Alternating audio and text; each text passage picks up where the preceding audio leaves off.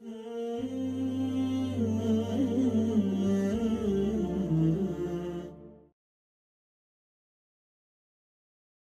is this علم؟ العلم الضروري. العلم الضروري هو ما تدركه النفس بمجرد التوجه إليه، فهو ما لا يحتاج إلى نظر وفكر عند توجه النفس بأحد أسباب التوجه. طيب, over here we're saying this is necessary knowledge, certain knowledge which is attained by way of necessity, and there's no process and there's no deduction required.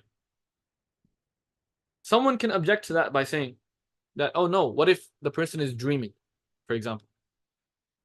What if the person is dreaming, for example? What if the individual sees an illusion because he's thinking about Zayd all the time, long lost friend, he hasn't seen him in a long time. So he wants to see him. So in his mind, he sees him. But in reality, it's not. It's not the case.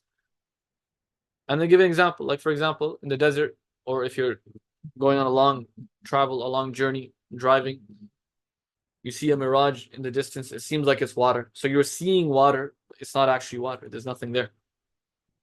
So the senses can make mistakes.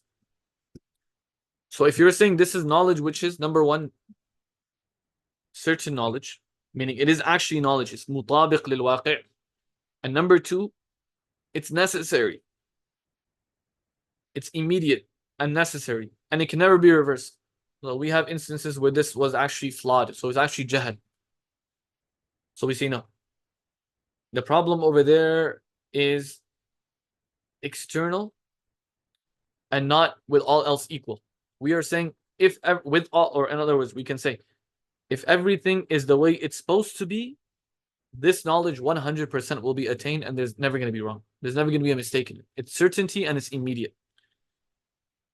So we say عند توجه النفس بأحد أسباب التوجه. طيب, what are the أسباب of توجه? What are the means of توجه? We say number one, الانتباه وعدم الغفلة. The person should be focused, or his focus should be directed towards the thing, and he shouldn't be ghafil, he shouldn't be heedless. He should not be heedless. Like for example, let's say there's someone and he's standing in front of you and you're having a conversation, but his mind is somewhere else. And you can tell his mind is somewhere else. So you tell him, for example, that, let's say you're standing at a bus stop. You tell him that this next bus, don't get on it. It's not the bus that we're trying to get onto. There's another bus that's going to come after. That's the bus that we have to get onto. But this guy was in his own world. He was in his own world. So the next bus comes, and then you also go on the phone, and you're just texting your friends or doing whatever. The next bus comes, and he jumps on.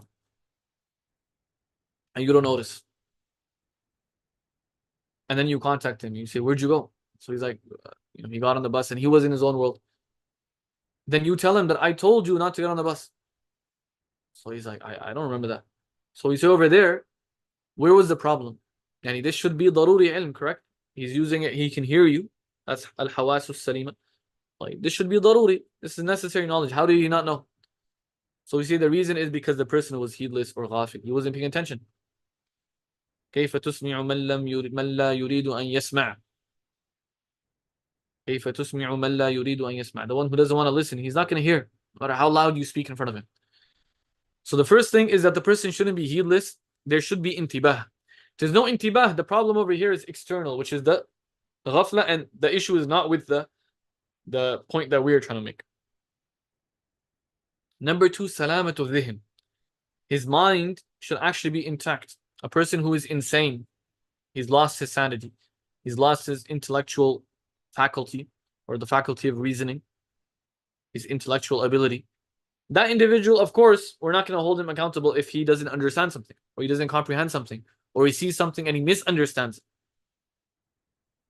Number three, we say salamatul hawas. Sometimes the senses don't work. So someone who's blind, for example, he opens the door and Zayd is standing in front of him. So we're like, oh wait, if this was necessary knowledge, why didn't he figure out Zayd is standing in front of him? And he's still asking, who is it? So we say because he's blind, he can't see. So the problem over here is that the hassa, the actual sense that he's using, is flawed and not in the theory that we are presenting. Likewise, عدم كونه متأثرا بشبهة. This is extremely important as well. This is confirmation bias. Sometimes an individual, no matter what you tell him, and no matter how much you prove to him, he's never going to listen and he's never going to believe and he's not willing to accept. Like, you know, there's individuals that follow a lot of conspiracy theories. So they've made their mind up regarding a conspiracy theory, and no matter what you tell him, how much proof you give him, he is not willing to listen to what you say. That's it. He's made his mind up. So we say this individual, there's a shubha in his mind that has تعلقت بقلبه وعقله وذهنه واعتقده, and he's not willing to leave it. So he is متأثر بشبهة. So it's like the senses are working, but there's a second barrier that's blocking that information from entering into the heart. And then he says يحتاج إلى معرفة إلى شيء غير العقل كالمستفاد بالتواتر أو بالتجربة فإنه لا يحتاج في ذلك إلى العقل. He shouldn't need to rely on anything other than the aql when it comes to attaining this knowledge. So we say that the asbab of tawajjuh are necessary in order for him to attain al-ilm al-Dharūrī. Yani al-ilm al-badihi, they also call this al-ilm al-badihi. It's also called al-ilm al-Dharūrī. This knowledge is not attained if there's an issue with his senses or his mind, or he's heedless, or there's some other shubha, there's some other preventative obstacle that's preventing him from attaining the knowledge. But if all else is equal, if everything is working the way it's supposed to work, okay, then it's like 1 + 1 = 2. That's literally what it is, guys. 1 + 1 = 2. That's the best example of ilm al-Dharūrī. 1 + 1 = 2. طيب. Now in the later books of mantiq and kalam as well, you will study that this type of knowledge, it entails what we call al-awlawiyat, and it also entails what we call al-hissiyat, and it also entails what we call al-hadsiyat, and it entails what we call al-tajrabiyat and al-wujdaniyat. Regarding al-hadsiyat and al-tajrabiyat and al-wujdaniyat and al-hissiyat, there is khilaf. You learn that inshallah in the later levels. But for now, we will say this entails al-ilm al-Dharūrī. This ilm entails al-awlawiyat, wal-hissiyat, wal-hadsiyat, wal-tajrabiyat, wal-wujdaniyat. These are 5 different ways of attaining knowledge. Al-awlawiyat is referring to those qadaya, those concepts where as long as you understand the words, you understand the point. For example, al-ilm bi-anna al-kulla a'zamu min al-juz. Knowledge that the whole part is greater and larger than its own part. The whole is bigger than its part. So if I say, for example, this entire sentence is bigger than this one word which is a part of the sentence, okay, this knowledge that this is the whole is going to be bigger than its own part, this is a qadiyya aqliya sirfa.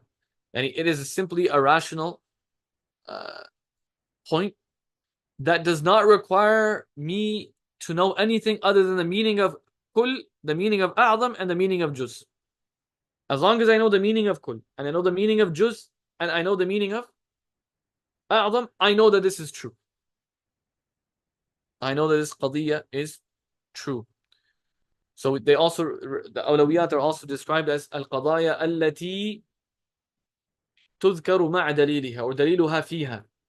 And there are certain qadaya, there are certain statements. The proof of the statement is the statement itself. And you don't need anything else. The statement alone is enough. That's not the same as saying, for example, the universe is non-eternal. Al-alamu hadith. When you say al-alamu hadith, this requires proof. And that proof is not in the statement. I gotta go look for the proof. I gotta prove it somehow. But when I say al-kullu a'zamu min al-juz, I don't need to go externally in any other, and look for any other premise. These are called al-awlawiyat. Al-awlawiyat. Al-hissiyat, these are referring to, or this is referring to the knowledge which is attained by way of the external, one of the 5 external senses. Like, why does he say 5 external senses? And also in the text itself, the author added the clause al-Zāhira. Why? Because the philosophers, they believe that the same way we have 5 external senses, we also have 5 internal senses. So there's al-hawas al-Zāhira, and there's also al-hawas al-Bātina. And in al-hawas al-Bātina, they mention, for example, al-hassa al-takhyiliyya, and they mention in that al-Hafidha, and so on and so forth. So they mention 5 internal senses as well, not only external senses, internal senses. What we're referring to is the external senses. And as for the internal senses, when you read the books, inshallah, of Kalam and further books of Usul as well, you will study that there is no proof that would 100% make us believe that there are these internal senses. They might make sense, but are they in actuality, do they actually exist? We're not aware of that by way of concrete evidence. So that's why we add the clause of al-Hawas al-Khamsa al-Zahira, the external senses, and they are hearing, sight, touch, smell, and taste. So any knowledge which is attained by way of these external senses is al-Ilm Dharūrī. The author just gave one example, right, of al-Ilm Dharūrī, but we mentioned in reality, inshallah, the later levels you'll study that there are a number of examples of this ilm, and each one of these, al-Awlawiyat, al-Hissiyat, then al-Hadisiyat, al-Tajrabiyat, and al-Wujdaniyat, they divide into, or they're given different explanations.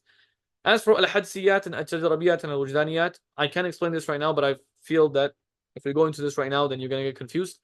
You'll learn this, inshallah, bi'idhnillahi ta'ala, in the later levels, because there is khilaf regarding these. The khilaf regarding these 3 is far more than the khilaf regarding the first 2. For that reason, it's better to leave this explanation for now.